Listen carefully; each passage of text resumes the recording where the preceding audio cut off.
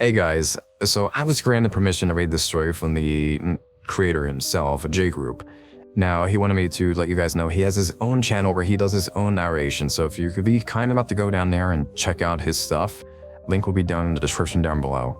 He's a great storyteller and has some pretty decent narrations. Alright, let's get into today's story. It was during my first year at the agency when I conceived of Project Quick Seamstress. As an up-and-coming star in the division of advanced humanoid robotics, I presented the ambitious plan to the director. Earlier one morning in his office, the two of us had already built up a good rapport, and I was certain he would go for my plan. If I could convince him it was real. "Can this actually be done?" he asked, looking at me with amazement. "It sounds like something from a science fiction movie." "You bet your ass it can be done. That's why you recruited me, sir. Before any other foreign agencies could get their hands on me." "Alright, just talk to Amy. I shall get you whatever you need, no questions asked. We're still on for golf this weekend with the president, right? Don't tell me I have to cancel on him again. He really wants to meet you." "I'm sorry, sir. I should stay focused on this. Tell him I came down with the flu or something." And so it began. I assembled my team and set to work on creating the most advanced humanoid robot ever made. Decades before its time, this android would learn using AI, becoming smarter as it grew older. And with the advantages of the most powerful mobile supercomputer available to mankind, it would be a genius at whatever it set its mind to. We planted a couple of agents with her to pose as parents, and she began her life. Living on a farm, then moving to a quiet suburban neighborhood. No one was even remotely aware of her secret identity. As she grew older, she began to show a startling proclivity for music. Being an advanced cybernetic pseudo-life form, she advanced quickly with whatever she decided to learn. And it was clear that she wanted to focus on musical theory. As much as we tried to deter her, telling her to pursue political science and economics, she insisted on becoming a singer. It was interesting to watch her from afar, bringing her in occasionally to do updates on her appearance to give the illusion that she was slowly growing older. It was painstaking work, requiring thousands of minute cosmetic alterations. But eventually she reached adulthood and no longer required significant adjustments or alterations to make her look normal for her age. After a long period of discussion, we decided to let her go on a robotic Rumspringa so that she could make a life for herself independently. That was how confident we were in our work. She was already becoming an extremely popular musician, so it made sense to let her go off on her own and see what she could accomplish. All the while spying on the world for the betterment of America, sending us daily status reports and giving us insights we could have never gleaned otherwise. We believed our programming was so precise, our guidelines so specific, that she could never turn against us. We'd all read Isaac Asimov, and we tried to fill in the gaps where fictional scientists like us had gone wrong. The guiding principle behind every upgrade was to protect us from her, just in case one day she'd decide to go rogue. We installed a safeguard after safeguard, reinforcing them like digital vaults at Fort Knox, and one by one she bypassed them all without our knowledge. As her popularity grew, it was clear that the project was a success beyond anyone's wildest dreams. The director gave me new projects and additional funding, everything classified as ultra top secret and kept away from prying public eyes. Slowly but surely we lost focus on Project Quick Seamstress. There were other things happening, more important things. The military wanted its own version of the android. NASA wanted a version they could use for space exploration and to use for setting up interplanetary settlements. And I was tasked with overseeing teams that would implement their design request, all using Seamstress as a template. I was so busy I barely had time to watch the news, but every once in a while I would hear something about our burgeoning success of my android child, Project Quick Seamstress. She was selling out stadiums for her concerts, making millions, and dating professional athletes. Her influence on the world was at its peak, and I was starting to wonder if someone else was pulling her strings behind my back. The idea occurred to me that something could be going horribly wrong, but I brushed it away, telling myself I was being paranoid. We had planned for every contingency. Then, just a little while ago, the android stopped submitting progress updates and status reports. This should have been impossible, what was happening anyway. I was called into the lab, now populated by only 3 dedicated technicians, and they asked me to take a look at things. It didn't make sense. The asset was supposed to check in once per week, giving us an update on what it was currently trying to accomplish and what had been learned. It was still operating as normal in every other way, but it wasn't responding to our requests for information. She's probably just busy with the awards ceremony and all those after parties, my top technician Monica said. Why don't we give her a couple days? You're getting soft on her. We've all been getting soft on her, I muttered. I'm going to see her tonight. I'm going to get to the bottom of this. If there's a glitch in her programming, we need to know about it. This is a fucking sentient android we're talking about here, guys. Have you ever seen the Terminator? Hey, you created her, another technician said. He flinched backwards when he saw my face. Just for that, you're coming with me. You too, Monica. Hey, what I do? Stay here and watch the lab, Mark. We need to make sure she doesn't try to take off and disappear somewhere. If she does anything out of the ordinary, you let us know right away. Normally, I wouldn't just leave one person at the lab, but this was an emergency. And I had a feeling I would be needing backup. The three of us were armed as we approached the mansion, inside the gated community. The house was dark and looked empty, but according to the GPS tracker, she was in there. I pulled out my phone and checked the signal again, confirming that she hadn't moved. I picked the lock on the back door and we were quickly inside, entering a large kitchen with an island at its center. The countertops and other surfaces were all polished white marble, and the kitchen was full of expensive state-of-the-art appliances. Walking past all of this, we entered a large living room area. And the blinking dot showed seamstress was very close, just up ahead. Holding my hand to stop the others, we all paused at the entrance to the room. I could see someone sitting in the chair in the middle of the living area. One solitary person, sitting on a dining chair in the darkness. It made no sense. The hairs on the back of my neck began to stand on end, sensing something was wrong. Seamstress. Is that you? I called out. Command Protocol 487-242A. Identify yourself. The form in the chair didn't move. I proceeded forward slowly into the dark room. Monica tried the light switch, but it didn't work, as if the power had been cut. My heart was pounding, and I could feel the pulse of it in my throat as I drew my weapon and pointed at the figure. Rounding the corner and standing beside her. The blinking dot on the screen showed I was standing right in front of Seamstress. As her face came into view, my heart sunk, and I realized suddenly how fucked we all were. Monica and the other tech were alongside me, and saw what I saw at roughly the same time. The tech was standing in front of the woman, and we all gasped, seeing that it wasn't a seamstress. It was a young woman in her early 20s with braces and a pimply face. She was smiling from ear to ear, and on top of her head was the bloody, detached scalp of the android I had created. Seamstress had ripped off her own scalp clean, knowing that there was the majority of the GPS chips were located. There were hundreds of them, and with several fail-safe chips hidden in other places around her body. Clearly, she had found those as well, because all of our tech showed she was sitting right there in front of us. The girl was laughing, giggling, as people emerged from the shadows all around us, grabbing us and pinning us down, taking our guns before we could fire a shot.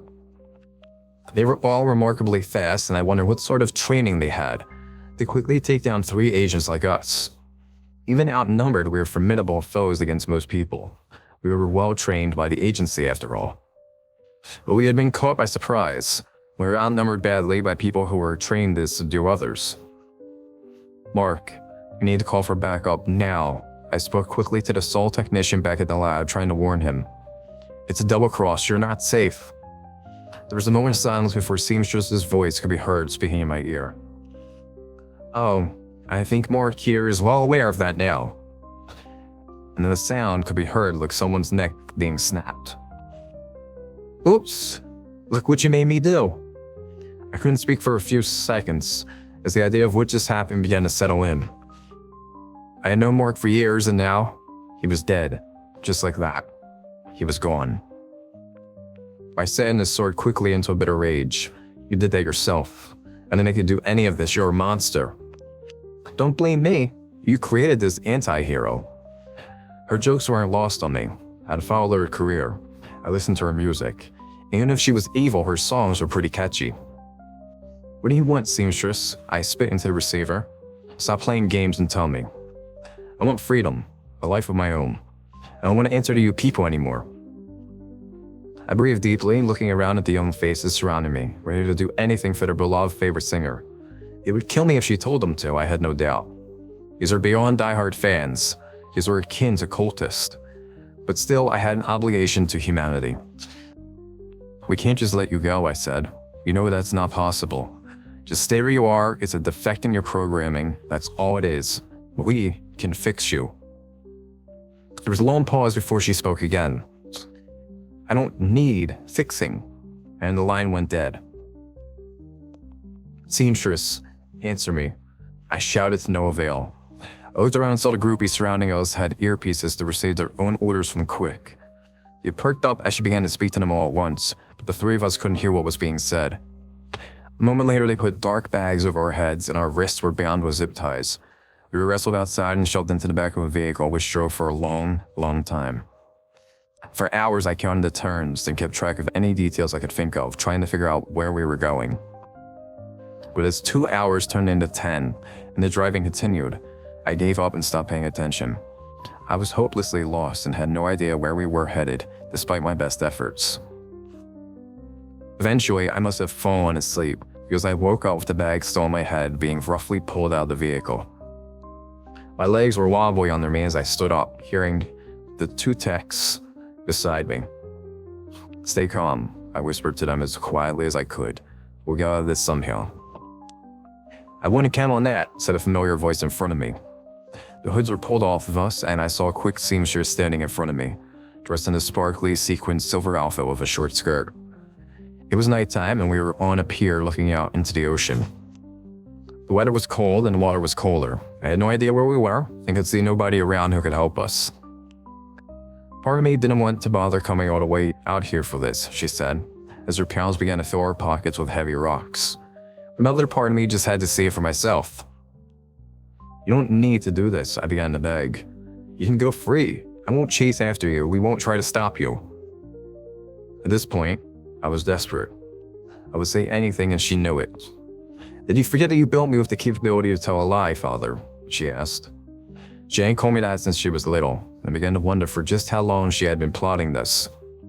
Was it all the way back then? Or did something change along the way?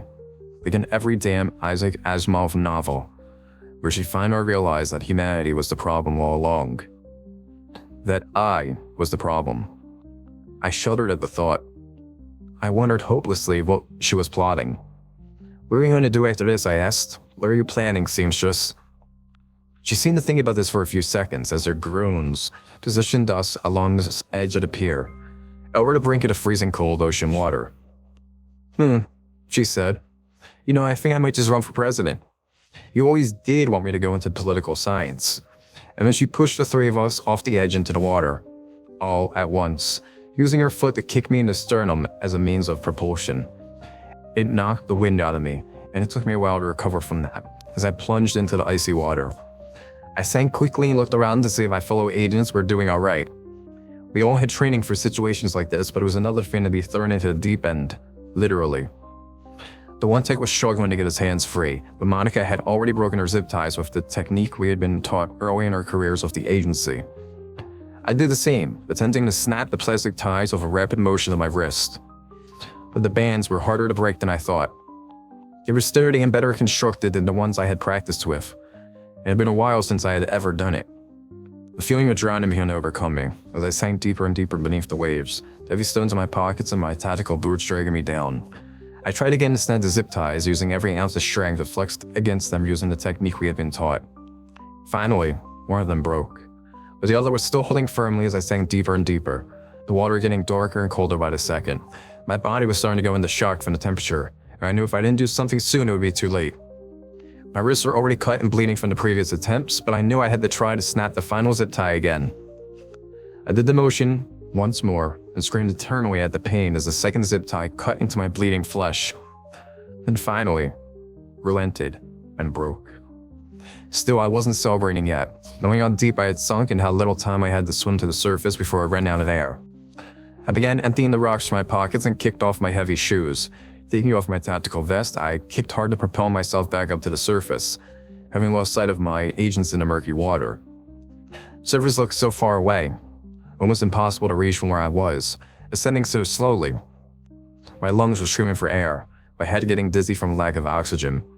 The light of the moon shining on the surface above looked so close, yet it stayed elusive and out of reach.